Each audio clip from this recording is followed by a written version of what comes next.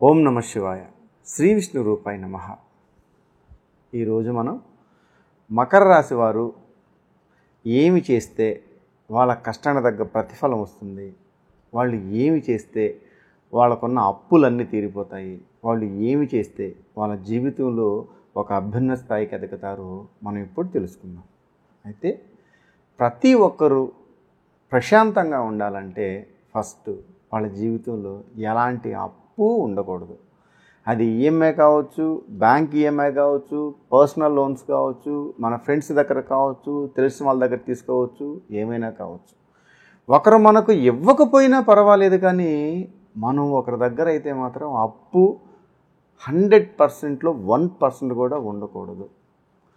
నిజంగా ప్రశాంతమైన లైఫ్ ఏదంటే ఎవరికీ మనం అప్పు లేకుండా బతకడమేనని పెద్దవారు చాలామంది చెప్తూ ఉంటారు. అయితే తన జీవితంలో ఎన్నో సమస్యలు, ఇబ్బందులు, ప్రాబ్లమ్స్, పిల్లల చదువులు, కుటుంబ బరువు బాధ్యతలు ఎన్నో మరెన్నెన్నో, కానీ వాళ్ళ నిత్య జీవితంలో తెలుసో తెలియకో ఏదన్నా అప్పు చేస్తే ఆ అప్పు తీర్చడానికి ఇంకో అప్పు, ఆ అప్పు తీర్చడానికి ఇంకో అప్పు, అలాగే వాళ్ళు ఈఎంఐ కట్టలేని పరిస్థితి, అలాగే వాళ్ళు ఆ అప్పుకి వడ్డీ కట్టలేని పరిస్థితులు ఎన్నో ఉంటాయి. అయితే ఈ రాశివారు, ఈ మకర రాశి వారు ఆడవారైనా సరే, మగవారైనా సరే, పెళ్ళిగాని పిల్లలైనా సరే, స్టూడెంట్స్ అయినా సరే, ఎవరైనా సరే మకర రాశిలో పుట్టిన వాళ్ళు అంటే వాళ్ళ జాతకరీత్యా date of birth, time of బర్త్ని బట్టి, వచ్చిన నక్షత్రాన్ని బట్టి మకర రాశి ఉంటుంది. అలాగా కాకుండా వాళ్ళ జీవితంలో వాళ్ళ పేరు బలాన్ని బట్టి చూసేది ఇంకో రకంగా ఉంటుంది. జాతకాన్ని ప్రతి ఒక్కరికి రెండు రకాలుగా చూడొచ్చు. అది ఒకటి, ఫస్ట్ వాళ్ళు పుట్టిన బర్త్ టైం ఉంటే, date of birth, time, year, place of birth అన్నీ ఉంటే అది పరిగణలోకి తీసుకొని వాళ్ళ జాతకాన్ని ఏ విధంగా ఉందో చూస్తారు. కొంతమంది పుట్టినప్పుడు వాళ్ళ time of birth, date of birth రాయినప్పుడు బై మిస్టేక్ అప్పుడు ఎవరు ఏమీ చేయలేరు. అది పెద్దవారు చదువుకున్న వాళ్ళు ఉంటే రాస్తారు, కొంతమంది మర్చిపోవచ్చు, కొంతమంది రాయొచ్చు, కొంతమంది రాయకపోవచ్చు. అలా రాయని వాళ్ళకి వాళ్ళ జాతకంలో వచ్చే మొదటి అక్షరాన్ని తీసుకొని మకర రాశిగా చూస్తారు. నాకు తెలిసినంత వరకు ఎలా చూసినా ఈక్వలే. పిలిచే పేరు మామూలుగా కూడా చాలా వాల్యుబుల్. అంటే పేరుని బట్టే జీవితం ఆధారపడి ఉంటుంది. పేరులో చాలా పవర్ ఉంటుంది. అయితే మకర రాశి వారు ఎలా చూసినా పర్వాలేదు, కానీ వాళ్ళైతే నేను చెప్పే ఈ చిన్నపాటి రెమెడీ మీరు ఫాలో చేస్తే మీకున్న అప్పులు ఏవైనా సరే 100% తీరిపోతాయి. కానీ నేను చెప్పిన రెమెడీ చేస్తూ మీరు ఏం చేయాలి అని అంటే, మీరు కూడా కష్టపడాలి. కష్టే ఫలి. ఏదో గురువుగారు చెప్పారని, మన జాతకం బాగుందని మనం ఏదో అపోహలో కాకుండా, అదృష్టాన్నే నమ్ముకోకుండా ఫస్ట్ మనం కష్టాన్ని నమ్ముకోవాలి. కష్టే ఫలి. కష్టపడుతూ నేను చెప్పే ఈ రెమెడీ చేస్తే 100% మకర రాశి వారికి ఎలాంటి సమస్య, ఎలాంటి అప్పులు ఉన్నా అవన్నీ క్లియర్ అయిపోతాయి. అయితే ముఖ్యంగా మకర రాశి వారు ఏమి చేయాలి అని అంటే, మీరు చేయవలసింది ఏంటంటే, ఈ పూజ మీరు చేయవలసింది ఏ రోజైనా చేయొచ్చు, కానీ వారంలో 3 days చేయాలి. కంటిన్యూగా కావచ్చు, డే బై డే కావచ్చు. ఇప్పుడు ఎగ్జాంపుల్ 1 weekకి అంటే ఒక వారం రోజుకి ఆదివారం, శుక్రవారం, మంగళవారం ఎలా చేయొచ్చు. లేదు ఒక వారంలో సోమవారం, మంగళవారం, బుధవారం చేయొచ్చు. లేదు ఆది, సోమ, మంగళవారంలో చేయొచ్చు. లేదు శుక్ర, శని, ఆది చేయొచ్చు. ఎలాగైనా చేయొచ్చు. మీరు కంటిన్యూగా చేయొచ్చు, డే బై డే చేయొచ్చు. 2 రోజులు చేసిన తర్వాత ఒక రోజు గ్యాప్ వచ్చాక మళ్ళీ చేయొచ్చు. ఎలాగైనా చేయండి. ఆదివారం నుంచి మళ్ళీ వచ్చే ఆదివారం లోపల, అంటే వారంలో మీరు 3 రోజులు ఈ పూజ చెయ్యాలి. ఏ తిథి, ఏ నక్షత్రం, ఏ వారం అన్నది ఇంపార్టెంట్ కాదు మనకు. వారంలో 3 రోజులు నేను చెప్పే ఈ ఒక్క పూజా విధానం మకర రాశి వారు కానీ చేస్తే 100% మీకున్న అప్పులన్నీ తీరిపోతాయి. అదేంటంటే ఇప్పుడు మనం ఆ పూజా విధానం ఏ విధంగా చేయాలో నేను మీకు చెప్తాను. ఈ మకర రాశి వారికి శని కర్మకారకం. అంటే వీళ్ళు జీవితంలో చాలా కష్టపడతారు, చాలా నమ్మకంగా ఉంటారు. వీళ్ళ రాశి వారికి శని కర్మకారకం కాబట్టి ఎక్కువగా కష్టాలు పరీక్షిస్తాడు, కానీ జీవితాన్ని మాత్రం ఒక మంచి స్థాయికి తీసుకెళ్తారు.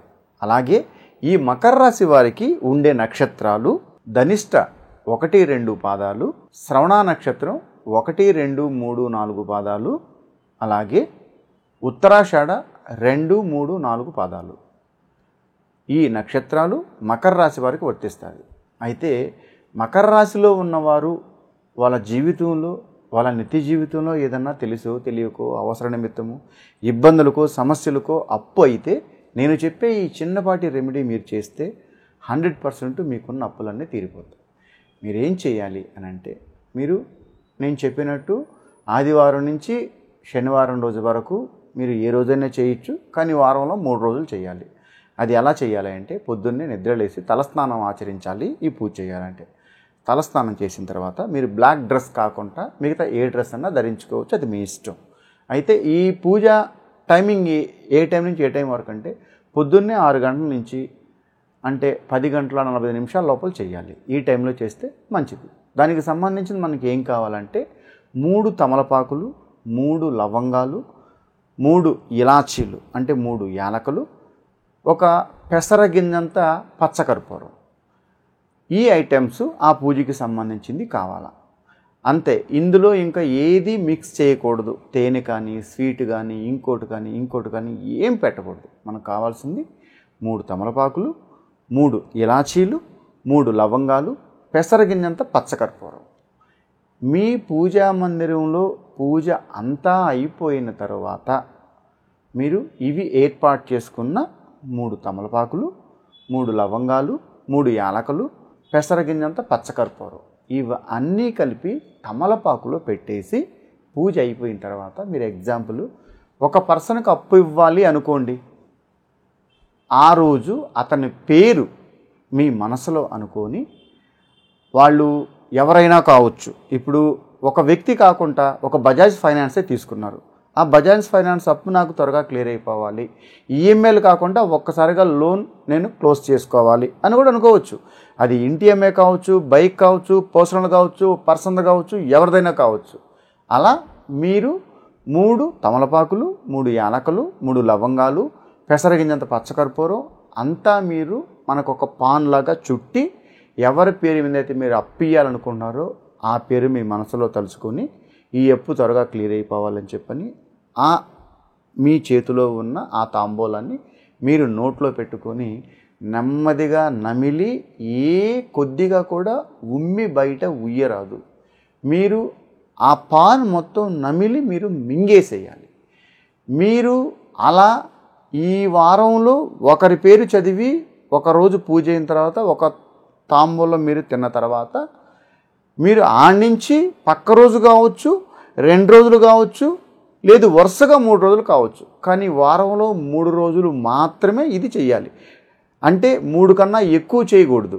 లేదు వారంలో ఒకరికన్నా చేసుకోవచ్చు, మినిమం వారంలో 3కి చేసుకోవచ్చు. అంటే 3 కన్నా ఎక్కువ ఉండకూడదు, తక్కువ ఉన్నా పర్వాలేదు, ఏ రోజైనా చేసుకోవచ్చు. దీనికి నియమాలంటూ ఏమీ లేవు.